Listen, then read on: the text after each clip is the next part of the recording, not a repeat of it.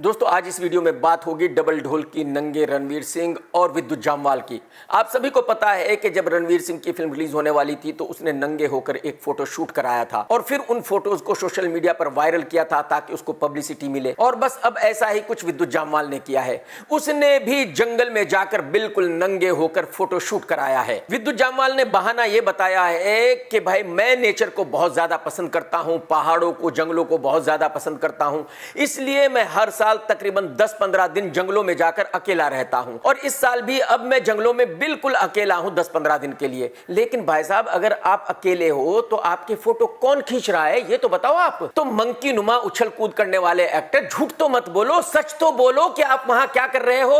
आप वहां गए हो पब्लिसिटी के लिए। अच्छा कमाल यह है कि जहां ये मंकी उछल कूद करने वाला एक्टर नेचर की बात कर रहा है वहां बैठकर मैगी पका रहा है, मैगी खा रहा है। अरे भाई साहब अगर आपको जंगल पसंद है, पहाड़ पसंद है, नेचर पसंद है तो वहीं की कुछ ओरिजिनल चीज खाइए। वहां बैठ के आप मैगी क्यों खा रहे हो। एक्चुअली बॉलीवुड में इन जैसे कुछ नंगे बेशरम एक्टर हैं जो अपनी फिल्म को हिट कराने के लिए कुछ भी कर सकते हैं, यहां तक कि नंगे भी हो सकते हैं। अच्छा अगर ये पब्लिसिटी के लिए इतना गिर जाते हैं तो मुझे कोई प्रॉब्लम नहीं है। अगर ये अपनी फिल्म को हिट कराने के लिए नंगे भी हो सकते हैं तो मुझे उससे भी कोई प्रॉब्लम नहीं है। मुझे प्रॉब्लम इस बात से है कि आप में से कुछ लोग इन भांडों को अपना आइडल मानते हो। अगर ये लोग बेशरम है, इन लोगों को जरा भी शर्म नहीं है तो ठीक है, कोई बात नहीं है, लेकिन आप तो कुछ मर्यादा रखिए, आप तो कुछ शर्म कीजिए। आप ऐसे भांडों को अपना आइडल कैसे मान सकते हो। मेरी आपसे इतनी ही गुजारिश है कि ऐसे नंगे लोगों का बहिष्कार कीजिए, ऐसे नंगे लोगों की फिल्म मत देखिए। भले ही ये कुछ भी कर ले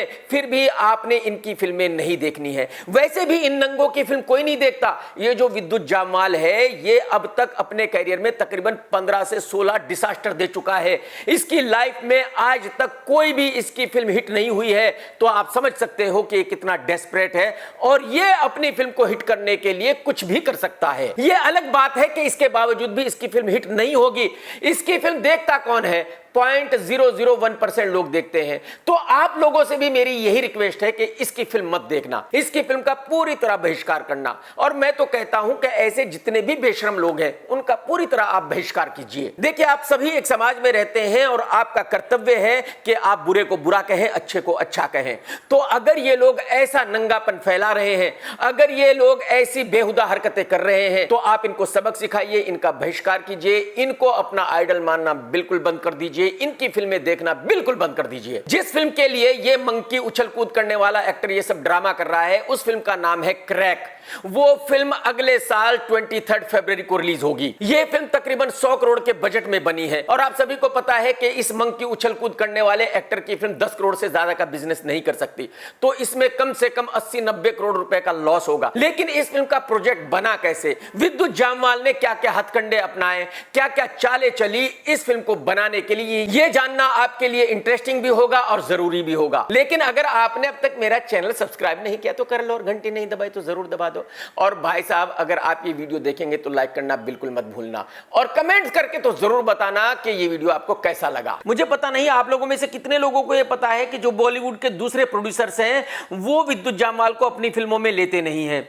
तो विद्युत जामवाल अपनी फिल्मों का खुद ही निर्माता होता है और खुद ही एक्टर होता है और यही वजह है कि विद्युत जामवाल हर 4-6 महीने के बाद एक नया प्रोजेक्ट बनाता रहता है। तो फिल्म क्रैक को बनाने के लिए भी विद्युत किसी निर्माता को ढूंढ रहा था, यानी कि किसी को मामा बनाना चाह रहा था और फाइनली विद्युत को एक फ्लॉप निर्माता मिल गया। एक्चुअली बॉलीवुड में जितने भी निर्माता फ्लॉप हो चुके हैं वो कहीं ना कहीं कोई ना कोई प्रोजेक्ट ढूंढते रहते हैं। उनको लगता है कि यार हो सकता है कि कोई प्रोजेक्ट चल जाए और वो फिर से निर्माता बन जाए। तो भले ही निर्माताओं के पास पैसे ना हो फिल्में बनाने के लिए, लेकिन जो भी थोड़े बहुत पैसे होते हैं ये किसी ना किसी प्रोजेक्ट में लगाते रहते हैं। तो ये जो फ्लॉप निर्माता विद्युत जामवाल को मिला था इसके पास पैसे थे नहीं फिल्म बनाने के लिए। तकरीबन 8-10 करोड़ रुपए थे जो उसने फिल्म पर लगा दिए थे और फिल्म को उलझाकर रख दिया था। तो इस बेचारे फ्लॉप निर्माता को ये उम्मीद थी कि भाई इसने 10 करोड़ रुपए लगाकर फिल्म चालू कर दी है और अब जाहिर सी बात है विद्युत जामवाल किसी के पास जाएगा, कहीं से पैसे लाएगा और इस फिल्म को कंप्लीट करेगा और रिलीज करेगा और इसका भी फिर से नाम हो जाएगा कि भाई ये निर्माता है। लेकिन विद्युत जामवाल उससे भी शाना निकला। विद्युत इस निर्माता से 6-8 महीने तक कहता रहा कि भाई साहब आप पैसे लाइए और फिल्म को कंप्लीट कीजिए और अगर आप कंप्लीट नहीं कर पा रहे हो तो फिर मैं ये फिल्म किसी और के साथ बनाऊंगा। फाइनली ये निर्माता पैसे ला नहीं सका, तो विद्युत ने इस निर्माता को फिल्म से निकाला और जो उसने पैसे लगाए थे वो उसको वापस किए और वो अपना प्रोजेक्ट लेकर चला गया रिलायंस के पास। आप सभी को पता है कि रिलायंस की भी सारी फिल्में ब्लॉकबस्टर होती हैं, सारी फिल्में हिट है। ये अलग बात है कि रिलायंस भी बैंकरप्ट ही हो चुका है तकरीबन, उनके पास भी पैसे नहीं है। इसके बाद विद्युत और रिलायंस ने मिलकर इस फिल्म का निर्माण शुरू किया और रिलायंस ने तकरीबन 10 करोड़ रुपए लगाए। उसके बाद उन्होंने बोला कि भाई हमारे पास तो पैसे है नहीं विद्युत भाई, अब आप पैसों का इंतजाम कीजिए। अब विद्युत जामवाल भी बेचारा कोई इतना बड़ा सुपरस्टार नहीं है, उसके पास भी इतने पैसे नहीं है, थोड़े बहुत जो पैसे उसके पास थे वो उसने फिल्म में लगा दिए थे। तो इसके बाद विद्युत जामवाल गया भूषण कुमार साहब के पास और उनसे कहा कि भाई आप मुझे इस फिल्म को बनाने के लिए पैसे दे दे। भूषण ने एक एग्रीमेंट बनाया और कुछ शर्तों के साथ विद्युत जामवाल को 30 करोड़ रुपए दे दिए। अब विद्युत जामवाल की प्रॉब्लम यह थी बेचारे की कि 30 करोड़ में भी उसकी फिल्म कंप्लीट नहीं होने वाली थी, तो बाकी पैसे कहां से लाए। इसके बाद विद्युत गया पीवीआर के पास और जो कुछ भी फिल्म का शूट हुआ था वो विद्युत ने पीवीआर वालों को दिखाया और उनसे कहा कि देखो मैं ये फिल्म बहुत बड़े स्केल पर बना रहा हूं, ये फिल्म बहुत बड़ी ब्लॉकबस्टर होने वाली है, आप लोग मुझे एडवांस में कुछ पैसे दे दो। अब पीवीआर वालों ने जो भी देखा होगा और उनको जो भी यकीन हुआ होगा, लेकिन पीवीआर ने 29 करोड़ विद्युत जामवाल को एडवांस दे दिए। इन 29 करोड़ के बदले में पीवीआर के पास है इस फिल्म का थिएट्रिकल बिजनेस, यानी कि इस फिल्म ने तकरीबन 80 करोड़ रुपए का बिजनेस करना चाहिए 29 करोड़ रुपए रिकवर करने के लिए। और जहां तक मेरी नॉलेज है, मुझे पता है आज तक विद्युत जामवाल की किसी फिल्म ने भी 30 करोड़ रुपए के ऊपर बिजनेस ही नहीं किया। तो यह बात मेरी समझ में ही नहीं आई कि पीवीआर वालों ने क्या देखा, क्या समझा, क्या सोचा और कैसे 29 करोड़ रुपए दे दिए और कैसे उन्होंने ये मान लिया कि यह फिल्म 80 करोड़ रुपए का बॉक्स ऑफिस करेगी। तो ये हो गए तकरीबन 60 करोड़ रुपए।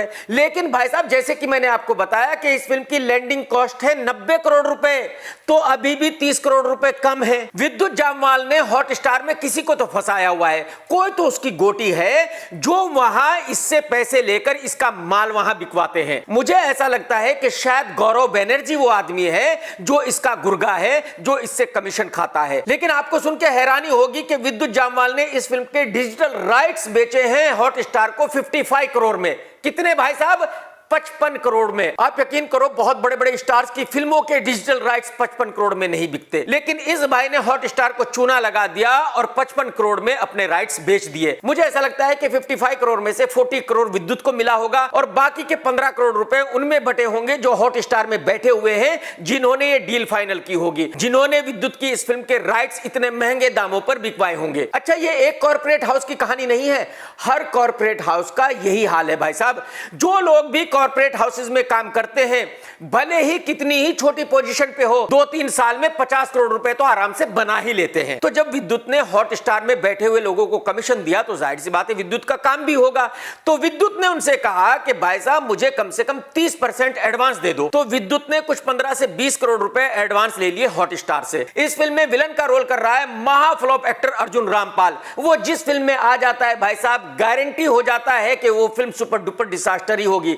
धाकड़ में भी वही विलन था, आपको पता ही है धाकड़ का क्या हुआ, पानी नहीं मांगा। बस यही हाल कुछ इस फिल्म क्रैक का भी होने वाला है, क्योंकि इसमें अर्जुन रामपाल है भाई साहब। तो अब तो आप लोगों को समझ में आ गया होगा कि बॉलीवुड में प्रोजेक्ट कैसे बनते हैं, बॉलीवुड की जो फिल्में हैं वो कैसे बनती हैं। बॉलीवुड एक ऐसी जगह है जहां कुछ भी हो सकता है। अगर इस फिल्म का प्रोड्यूसर और हीरो विद्युत ना हो तो इस फिल्म को कोई 25 करोड़ में भी नहीं बेच सकता भाई साहब। लेकिन कमाल देखिए विद्युत जामवाल के कि उसने इतनी महंगी फिल्म बनाई 90 करोड़ में और वो 90 करोड़ रुपए मार्केट से उठा भी लिए। मैं आपको यह भी बताना चाहूंगा कि ये फिल्म चले ना चले, कितनी भी बड़ी फ्लॉप हो जाए, विद्युत जामवाल को कोई फर्क नहीं पड़ता भाई साहब। इसके बाद भी विद्युत जामवाल कोई ना कोई प्रोजेक्ट खड़ा कर ही देगा, लोगों को बेवकूफ बना ही लेगा। दोस्तों आप भी कमेंट्स करके जरूर बताना कि ये वीडियो आपको कैसा लगा। टेक केयर दोस्तों, bye bye, tata, love you, सत्यमेव जयते।